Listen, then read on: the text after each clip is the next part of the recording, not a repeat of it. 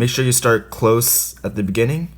Gonna do the same right here. Hey, what's up you guys, how's it going? It's your boy ZH Comic Art. I feel like this will be hands down the best cross-hatching tips you will ever receive for 2 reasons. First of all, so many people have a hard time transitioning from light to dark, so they just keep tossing in lines and it ends up looking super messy, and that's not what we want. This tip will show you how to get that effect in just one single line. And the second reason is some people only use cross-hatching to transition from light to dark when you can actually show volume and depth just by using cross-hatching, especially with this tip. So before we get started, if you're new here, make sure you subscribe. I post videos every single day, and make sure you're part of the notification squad by clicking that little bell. Let's get started.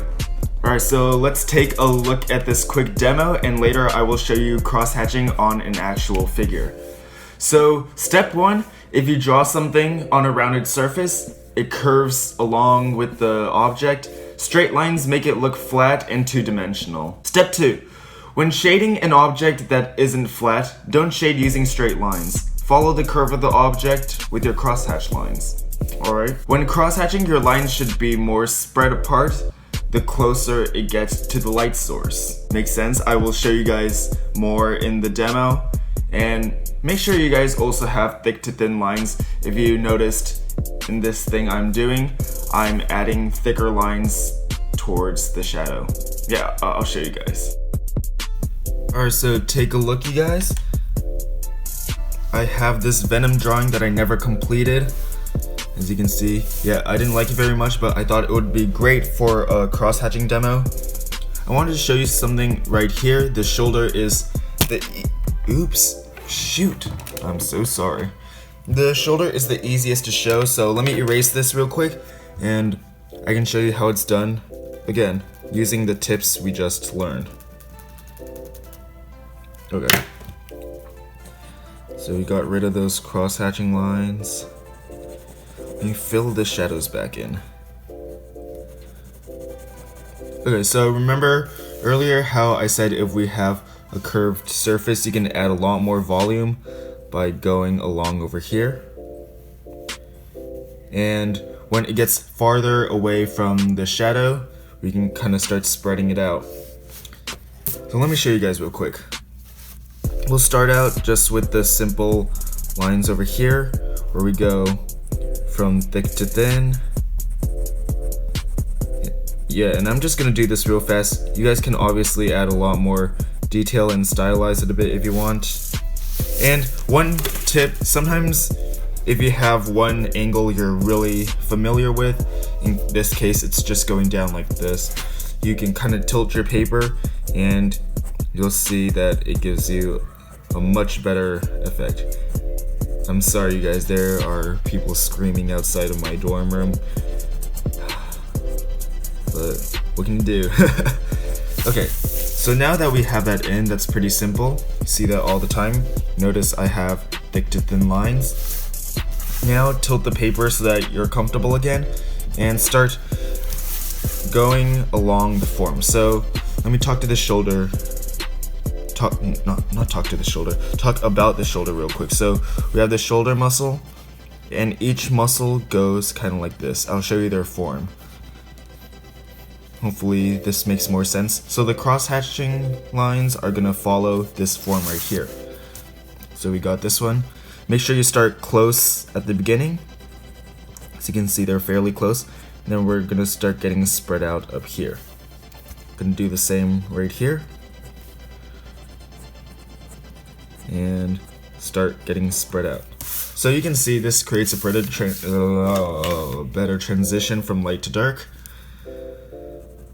Here we go, on the other side. And this should be fairly simple. It should make your cross-hatching instantly better, I guarantee it.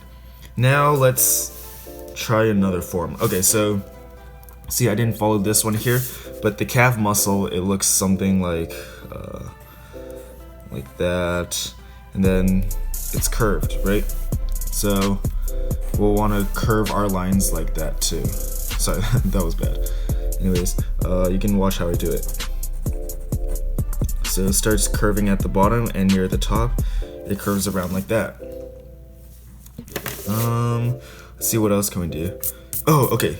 perfect demonstration is the logo on his chest. Let's do a really close zoom up. So we know his chest goes something like that. That's the center line. So we're gonna start cross-hatching.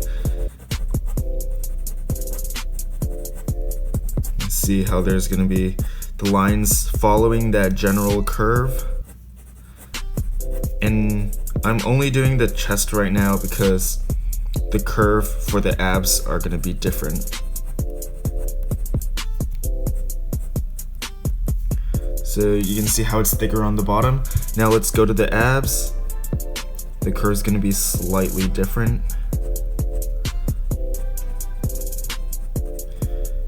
There we go. Are you guys keeping up?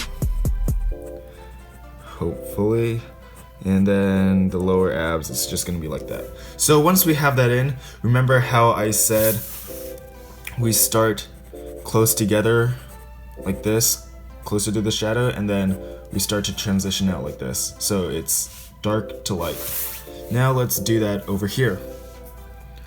Since this is already following the form, we just go dark to light, dark to light.